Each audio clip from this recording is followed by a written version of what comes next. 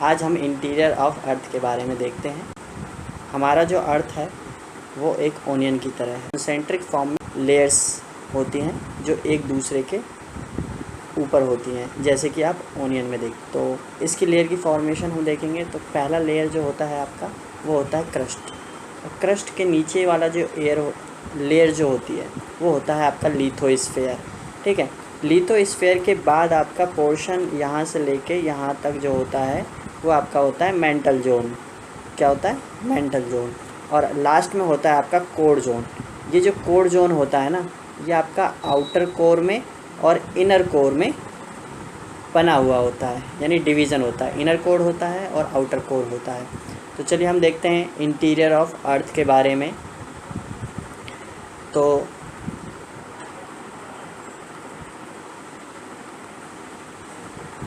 अर्थ की जो upper most layer होती है उसको हम क्या बोलते हैं? उसको हम क्रस्ट बोलते हैं। ठीक है, उसके बाद आपका आता है ये जो क्रस्ट है, ये आपका क्रस्ट 35 किलोमीटर तक कॉन्टिनेंट मास में है। इसका मतलब हमारा जो, जैसे मैं आपको एक्सप्लेन करके बताता हूँ कि हमारा ये आपका पूरा ये वाला जो जोन है ना, ये आपका जोन जो है ये पूरा का पूरा क्रस्ट है यहाँ से ऊपर। ठीक है, अब आप देखिए कॉन्टिनेंट के पास, ठीक है, ये आपका 35 किलोमीटर है। कॉन्टिनेंट के पास ये आपका 35 किलोमीटर है। लेकिन यदि आप ओशन के पास देखें तो ये ओशन के पास जो डेप्थ है वो काफ़ी कम होता है। तो जिसकी वजह से क्या होता है, ये डेप्थ कम होने की वजह से, क्योंकि ओशन डेप्थ आपका वहाँ पे ज़्यादा होता है, तो यहाँ पे जो मिनरल्स पाया जाता है उस मिनरल्स को हम बोलते हैं सिलिका और एल्यूमिना। ठीक है, सिलिका और एल्यूमिना मिलके बनाते हैं SiAl, जिसे हम सिंपल सियाल पढ़ते हैं। ठीक है, उसके बाद आपका आता है इस जोन में कौन से मिनरल्स पाए जाते हैं, यानी ये क्रस्ट में ओशनिक जोन में आपका जो मिनरल्स पाया जाता है उसको हम बोलते हैं सिलिका और मैग्नीशियम। ठीक है, जिसको हम बोलते हैं सीमा। इसको हम शॉर्ट में सीमा पढ़ते हैं। ठीक है, तो ये आपको याद रखना है। उसके बाद आपका आता है, उसके बाद नेक्स्ट जोन होती है आपकी मेंटल लेयर। ठीक है, और ये जो मेंटल लेयर होती है ये लेयर 2900 किलोमीटर्स तक एक्सटेंडेड फॉर्म में होती है। यदि आप इस डायग्राम से समझ पा रहे हैं तो ये जो आपका कॉन्टिनेंट है ये आपका इस जोन तक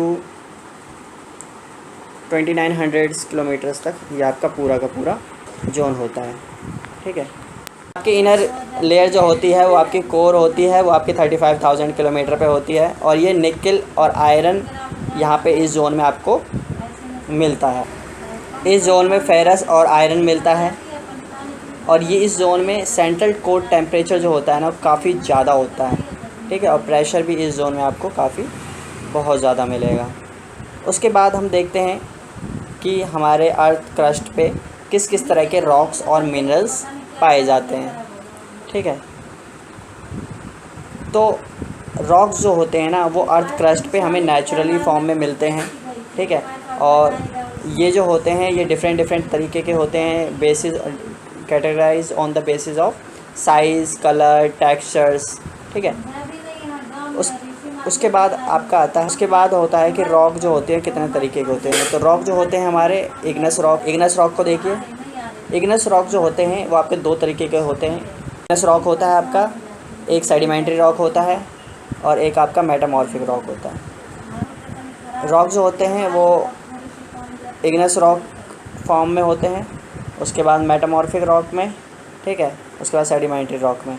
उसके बाद हम देखते हैं कि इग्नस रॉक किसे कहते हैं। तो देखिए जो मॉल्टन मैग्मा निकलता है ना, जैसे ये लावा है, ठीक है, ये आपका लावा, ये वॉल्केनोज़ है और इसमें से आपका लावा निकल रहा है। ठीक है, ये वॉल्केनो से आपका जब लावा निकलता है तो ये जो मैग्मा होता है ना, ये मैग्मा यदि ये बाहर निकल जाता है ना, तो इसमें क्या होता है कि आपका कूलिंग हो जाती है। इस कूलिंग की वजह से क्या होता है कि आपको तो देखिए मॉल्टन मैग्मा के बारे में देखते हैं। तो मॉल्टन मैग्मा क्या होता है, ये आपका जैसे वॉल्केनो है, ठीक है, ये आपका वॉल्केनो है, ठीक है। इसमें से जो मैग्मा निकलता है उसको मोल्टन मैग्मा बोलते हैं, ठीक है। यदि ये मैग्मा हमारे आउटर रीजन में आता है और इमीडिएटली कूल हो जाता है, ठीक है, इमीडिएटली कूल होने की वजह से क्या होता है, ये सॉलिड फॉर्म में हो जाता है। सॉलिड फॉर्म होने की वजह से क्या होता है, ये इग्नेस रॉक बनते हैं। तो इग्नेस रॉक जो होते हैं वो प्राइमरी रॉक कहलाते हैं, ठीक है। ये दो तरीके के होते हैं, ठीक है। अब हम देखते हैं इंट्रूसिव और एक्सट्रूसिव की फॉर्म कौन कौन सी होती है हमारी।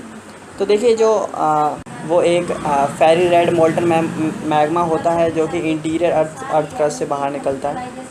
उसके बाद ये हमारे क्रस्ट से बाहर निकलने की वजह से इसको एक्सट्रूसिव इग्नेस बोलते हैं, क्योंकि देखिए मैग्मा है और यदि ये मैग्मा वॉल्केनिक इरप्शन से बाहर आ गया है ना, तो बाहर आके कूल हो रहा है, तो एक्सट्रूसिव यानी कि एक्सटर्नल वाला मैग्मा जो होता है हमारा, इसकी वजह से जो और इनकी कूलिंग जो होती है ना, कूलिंग जो होती है वो इतनी इमीडिएट होती है बाहर आने की वजह से, कि जिसकी वजह से क्या होता है कि ये बहुत फाइन क्रिस्टल स्ट्रक्चर होता है इसका, ठीक है। जैसे कि बेसाल्ट का हमारा स्ट्रक्चर जो होता है काफ़ी क्लियर होता है, ठीक है। उसके बाद बात करते हैं इंट्रूसिव रॉक की। तो इंट्रूसिव इग्नेस रॉक जो होते हैं वो कुछ मोल्टन मैग्मा क्या होता है कि जब जैसे मोल्टन मैग्मा है, ठीक है, और ये आपका मैग्मा जोन है, ठीक है। तो क्या होता है कि वॉल्केनिक इरप्शन बाहर ना निकलने की वजह से ना निकल के वो अर्थ क्रस्ट में ही के अंदर रहते हैं, ठीक है। और ये यहाँ से अर्थ क्रस्ट के अंदर ही धीरे धीरे, अब क्योंकि देखिए अर्थ क्रस्ट के ये अंदर है, तो अंदर होने की वजह से क्या होगा, कूलिंग जल्दी नहीं होगी, तो जिसकी वजह से ये बहुत स्लोली कूल होंगे, ठीक है। तो ये स्लोली कूल होते हैं, ठीक है। तो इसका एग्जांपल है आपके ग्रेनाइट। तो यही था आपका। उसके बाद देखते हैं ग्रेनाइट। जो ग्रेनाइट रॉक्स होते हैं वो हमें जब अर्थ क्रस्ट में वैदरिंग होती है ना, अपर लेयर की वैदरिंग होती है, तो वैदरिंग होने की वजह से क्या होता है, धीरे धीरे ये लेयर हटती चली जाती है, ठीक है, सॉइल की लेयर, ठीक है। उसके बाद अंदर ये हमें बेसाल्टिक रॉक की लेयर मिल जाती है। और बेसाल्टिक रॉक जो होते हैं ना वो हम यूज़ करते हैं ग्राइंडिंग स्टोन्स के लिए, जैसे आप सिलवट यूज़ करते हैं, है ना, स्पाइस वगैरह को ग्राइंड करने के लिए पीसते हैं ना सिलवट पे, तो उस तरह से, ठीक है। तो उसको देखते हैं। उसके बाद है हमारा उसके बाद है हमारा सेडिमेंट्री रॉक, सेडिमेंट्स, ठीक है। तो रॉक्स जो होते हैं, क्या होता है कि रॉक्स जो हैं बहुत लंबे पीरियड के बाद क्या होता है कि उनमें क्रैक्स आ जाते हैं। क्रैक होने की वजह से क्रैक हो जाते हैं, थोड़ी हीट हो जाती है। देखिए क्या होता है कि अब हम रॉक्स को देखते हैं कि सेडिमेंट्स कैसे बनते हैं, ठीक है, सेडिमेंट्स कैसे बनते हैं। तो रॉक जो होते हैं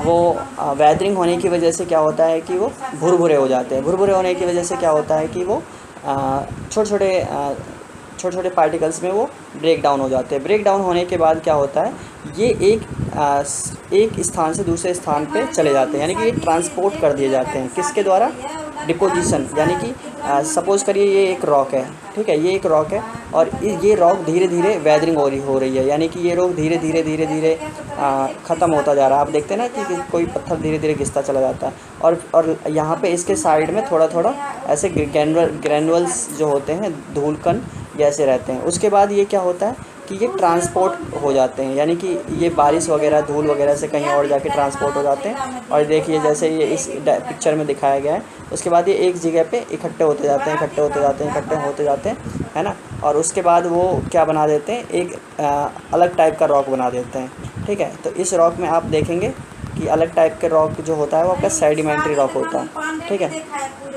सेडिमेंट्री रॉक होता है। इसमें क्या होता है कि जो सेडिमेंट्रीज वहाँ पे ब्रेक हुए थे, वैदरिंग हुई थी, वो क्या होता है एक एक लेयर में डिपॉजिट होती जाती है और धीरे धीरे वो नई रॉक फॉर्मेशन होती है, ठीक है। तो उसको हम क्या बोलते हैं, सेडिमेंट्री रॉक बोलते हैं, ठीक है।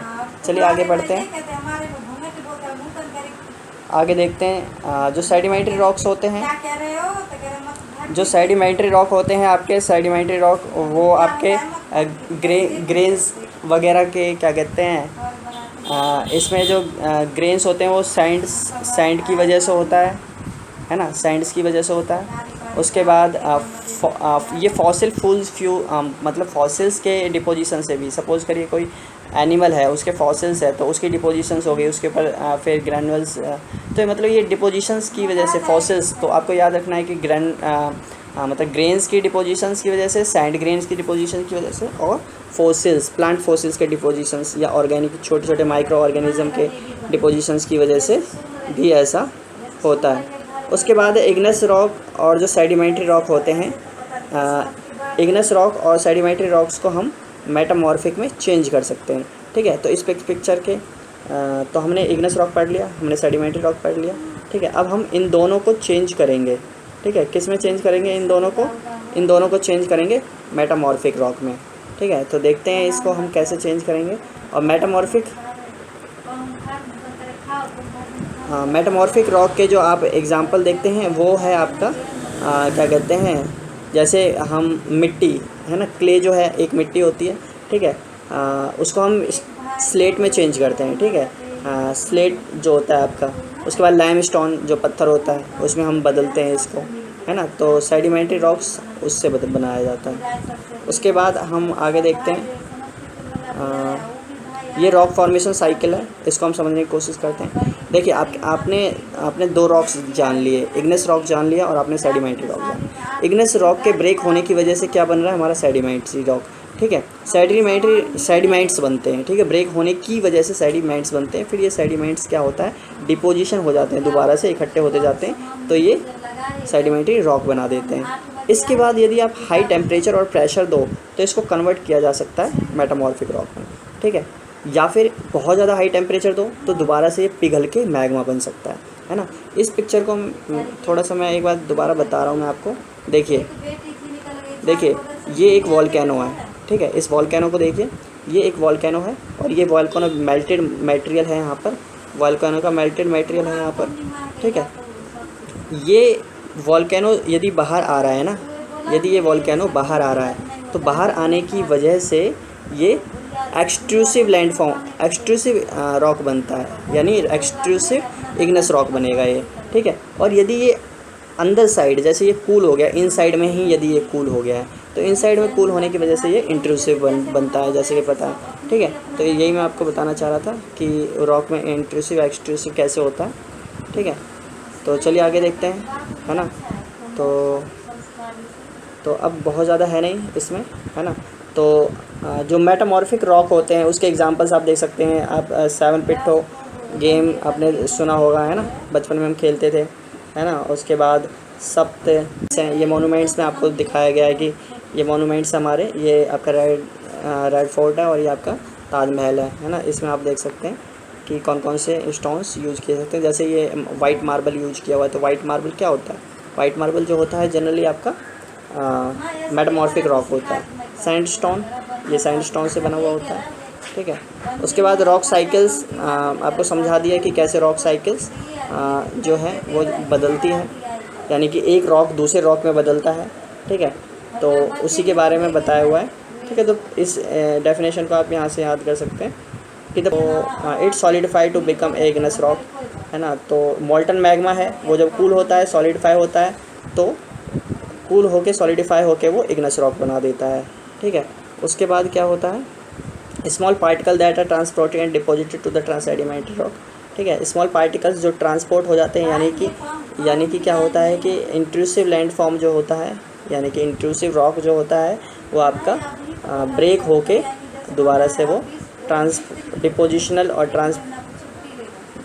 ट्रांसपोर्टेड और डिपॉजिट होके वो सेडिमेंट्री रॉक्स बना देते हैं। ठीक है, सेडिमेंट्री रॉक्स और फिर इग्नेस रॉक, सेडिमेंट्री रॉक और इग्नेस रॉक को यदि आप हीट दें, है ना, यानी उसको बहुत ज़्यादा फर्नेस में हीट कर दें तो उसको हम कन्वर्ट कर सकते हैं किस में?